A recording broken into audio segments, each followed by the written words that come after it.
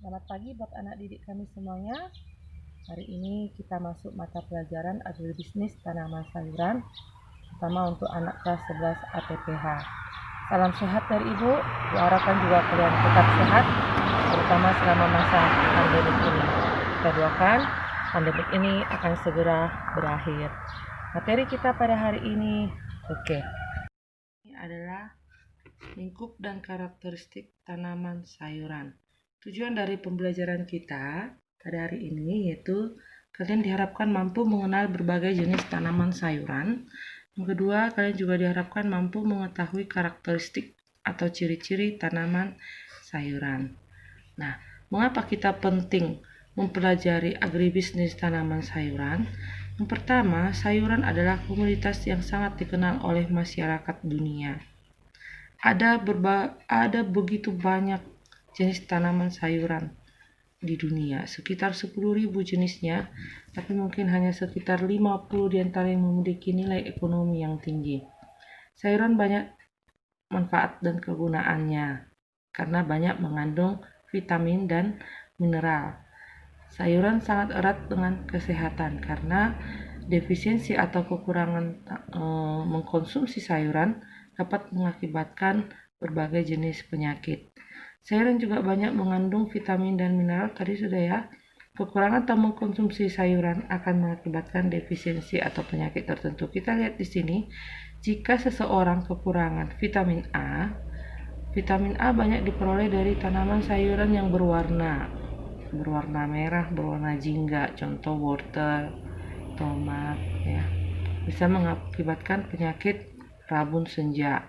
Defisiensi vitamin B mengakibatkan penyakit beri-beri, ya. Sedangkan defisiensi vitamin C bisa mengakibatkan sariawan atau gusi berdarah.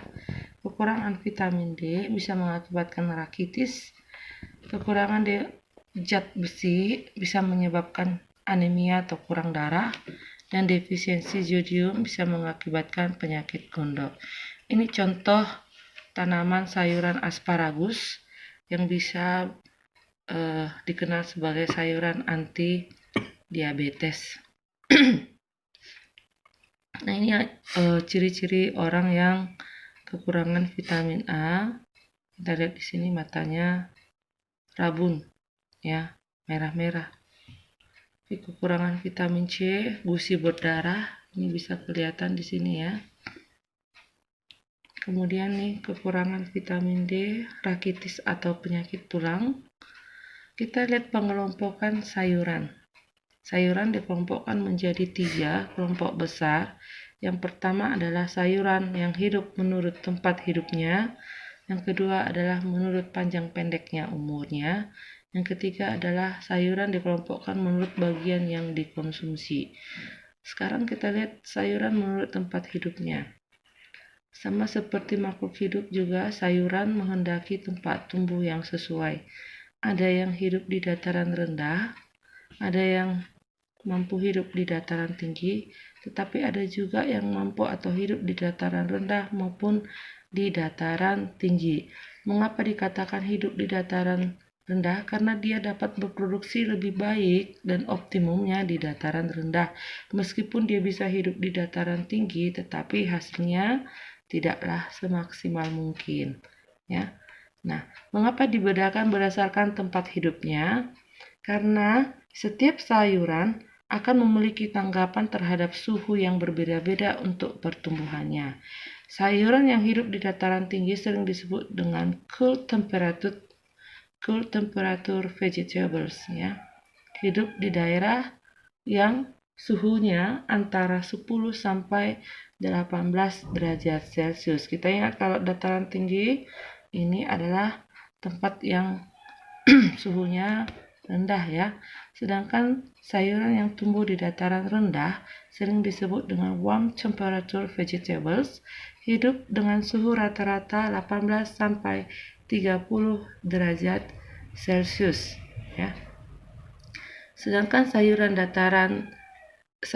yang hidup di dataran tinggi dan dataran rendah mampu hidup di antara intervalnya ini, ya, antara 18 10 sampai 30 derajat Celcius. Nah, tugasmu di sini sudah Ibu siapkan tabel ya. Kamu identifikasikan untuk tanaman bayam, cabai, kangkung dan sampai ke timun, manakah yang tanaman sayuran ini bisa hidup dataran rendah, dataran tinggi atau dataran rendah dan tinggi. Contoh Ibu buat tanaman sayuran cabai.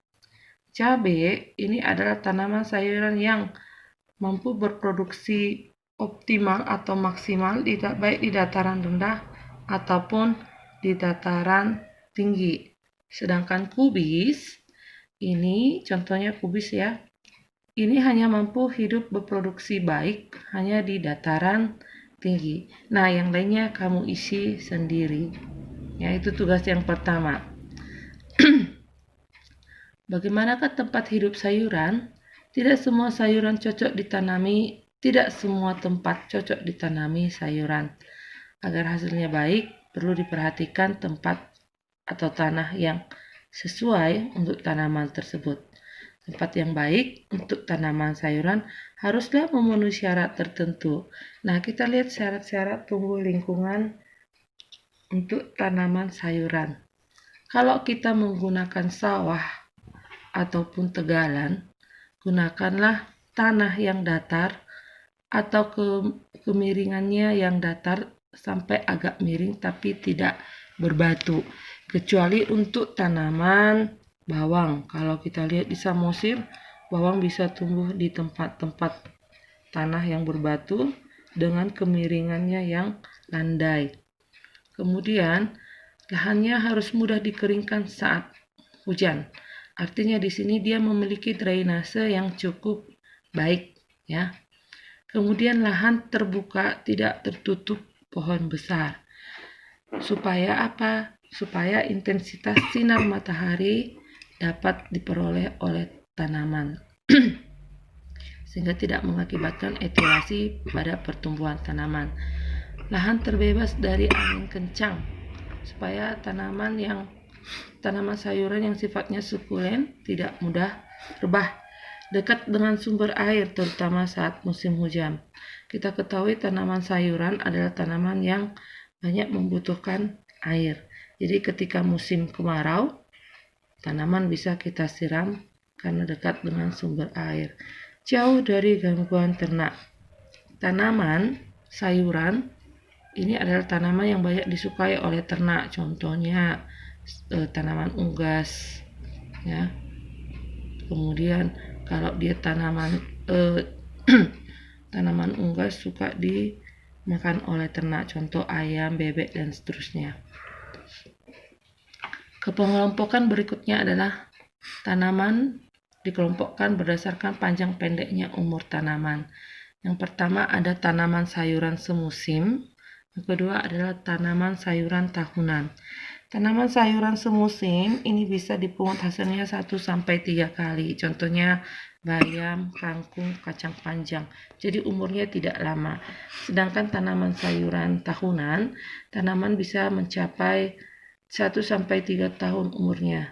Hasilnya bisa dipungut berkali-kali. Contoh cabai rawit, labu siam. Ya, itu contoh tanaman menurut panjang pendek umurnya. Sekarang kita lihat pengelompokan menurut bagian tanaman yang dikonsumsi. Yang pertama adalah sayuran batang atau daun. Ya. Yang dikonsumsi adalah batang dan daunnya. Contohnya selada, bayam, kangkung.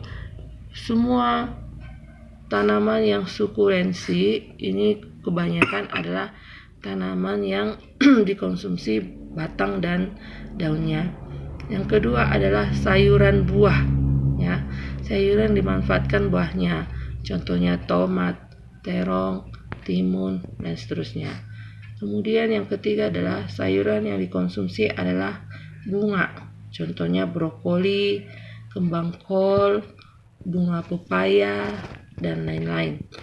Kemudian ada yang keempat, sayuran yang dikonsumsi adalah akar atau umbinya. Contoh lobak, wortel, kentang, ada lagi, nanti kamu isi. Kemudian sayuran dikelompokkan yang dimanfaatkan adalah tunasnya. Contoh rebung, kemudian asparagus. Sayuran dimanfaatkan polongnya, contoh adalah buncis, kacang panjang, kacang kapri, dan seterusnya. Nah, tugas praktikummu, tugas yang kedua adalah coba identifikasi lagi jenis-jenis sayuran yang dimanfaatkan batang dan daunnya, buahnya, akar atau umbinya, bunga atau polong. Buat sebanyak-banyaknya.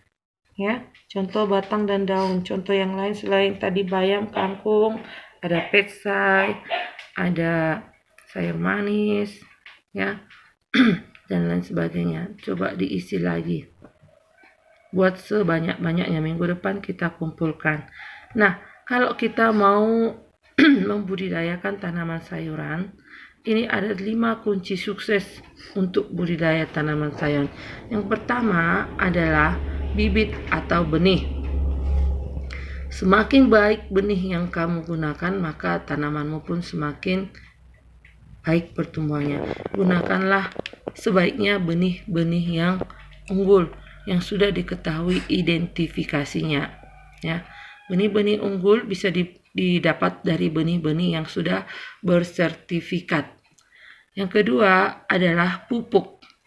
Pupuk di sini yang perlu diketahui adalah bagaimana pupuk itu diberikan sesuai dengan waktunya, jenis, dan dosisnya.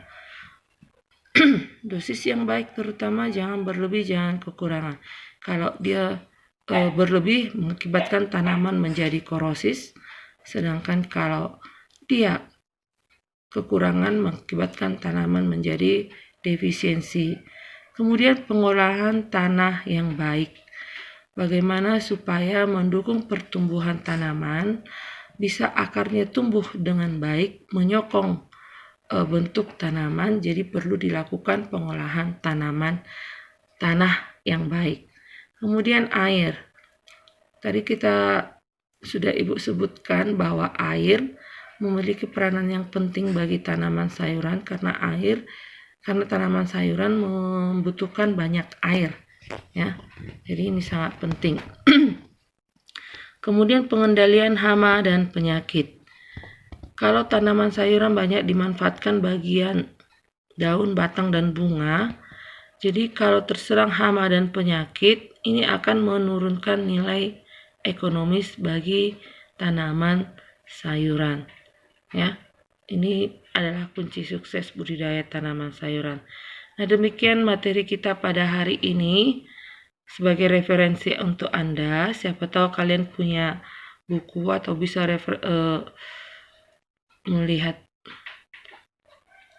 di internet. Ini adalah beberapa acuan untuk bisa dibaca-baca. Demikian materi untuk hari ini. Terima kasih. Salam sehat. Selamat pagi buat anak didik kami semuanya. Hari ini kita masuk mata pelajaran agribisnis tanaman sayuran, terutama untuk anak kelas 11 APPH. Salam sehat dari Ibu. Diharapkan juga kalian tetap sehat, terutama selama masa pandemik ini. Kita doakan pandemik ini akan segera berakhir. Materi kita pada hari ini, Ini adalah lingkup dan karakteristik tanaman sayuran. Tujuan dari pembelajaran kita pada hari ini yaitu kalian diharapkan mampu mengenal berbagai jenis tanaman sayuran. Yang kedua, kalian juga diharapkan mampu mengetahui karakteristik atau ciri-ciri tanaman sayuran.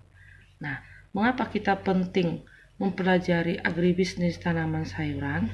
Yang pertama, sayuran adalah komoditas yang sangat dikenal oleh masyarakat dunia. Ada begitu banyak jenis tanaman sayuran di dunia, sekitar 10.000 jenisnya, tapi mungkin hanya sekitar 50 diantara yang memiliki nilai ekonomi yang tinggi. Sayuran banyak manfaat dan kegunaannya, karena banyak mengandung vitamin dan mineral.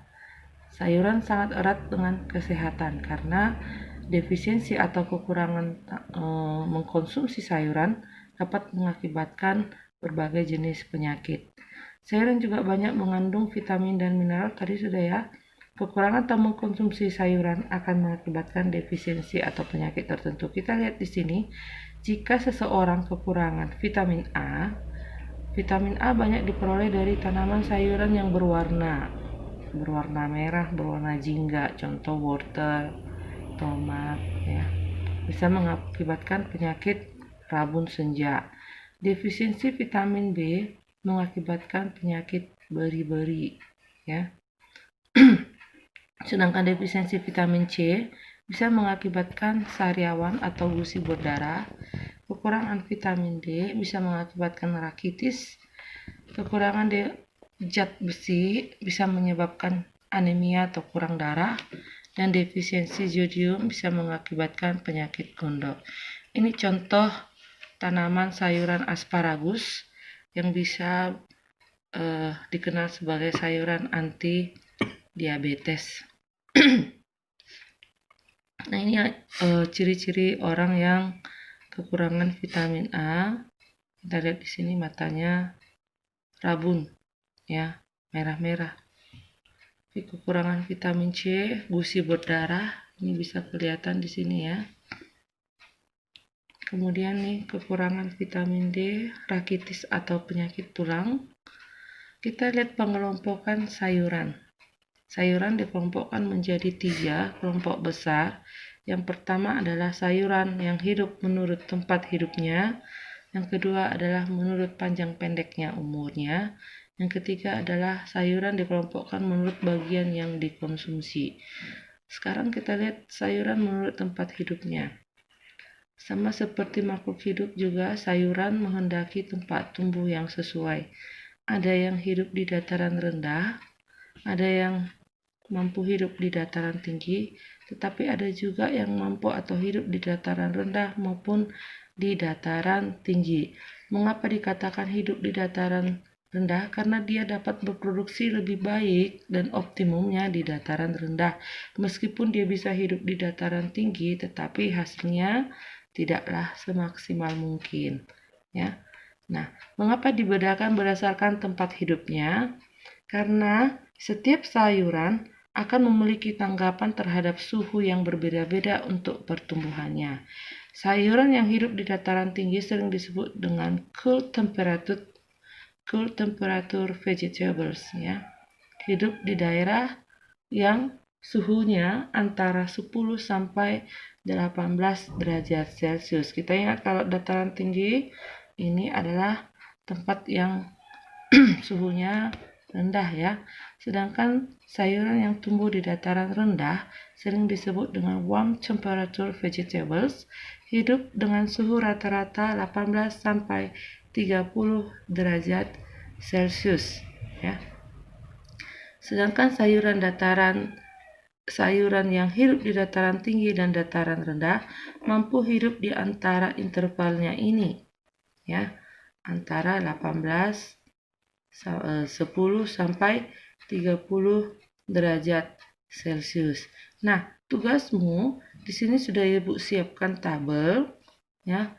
Kamu identifikasikan untuk tanaman bayam, cabai, kangkung, dan sampai ke timun, manakah yang tanaman sayuran ini bisa hidup dataran rendah, dataran tinggi, atau dataran rendah dan tinggi. Contoh Ibu buat tanaman sayuran cabai. Cabai ini adalah tanaman sayuran yang mampu berproduksi optimal atau maksimal baik di dataran rendah ataupun di dataran tinggi. Sedangkan kubis, ini contohnya kubis, ya. Ini hanya mampu hidup berproduksi baik hanya di dataran tinggi. Nah, yang lainnya kamu isi sendiri. Ya, itu tugas yang pertama. Bagaimanakah tempat hidup sayuran? Tidak semua sayuran cocok ditanami, tidak semua tempat cocok ditanami sayuran. Agar hasilnya baik, perlu diperhatikan tempat atau tanah yang sesuai untuk tanaman tersebut. Tempat yang baik untuk tanaman sayuran haruslah memenuhi syarat tertentu. Nah, kita lihat syarat-syarat tumbuh lingkungan untuk tanaman sayuran. Kalau kita menggunakan sawah ataupun tegalan, gunakanlah tanah yang datar atau kemiringannya yang datar sampai agak miring tapi tidak berbatu, kecuali untuk tanaman bawang. Kalau kita lihat di Samosir, bawang bisa tumbuh di tempat-tempat tanah yang berbatu dengan kemiringannya yang landai. Kemudian lahannya harus mudah dikeringkan saat hujan. Artinya di sini dia memiliki drainase yang cukup baik, ya. Kemudian lahan terbuka, tidak tertutup pohon besar. Supaya apa? Supaya intensitas sinar matahari dapat diperoleh oleh tanaman. Sehingga tidak mengakibatkan etiolasi pada pertumbuhan tanaman. Lahan terbebas dari angin kencang, supaya tanaman sayuran yang sifatnya sukulen tidak mudah rebah. Dekat dengan sumber air, terutama saat musim hujan. Kita ketahui tanaman sayuran adalah tanaman yang banyak membutuhkan air. Jadi ketika musim kemarau, tanaman bisa kita siram karena dekat dengan sumber air. Jauh dari gangguan ternak. Tanaman sayuran ini adalah tanaman yang banyak disukai oleh ternak. Contohnya tanaman unggas, ya. Kemudian kalau dia tanaman tanaman unggas suka dimakan oleh ternak, contoh ayam, bebek, dan seterusnya.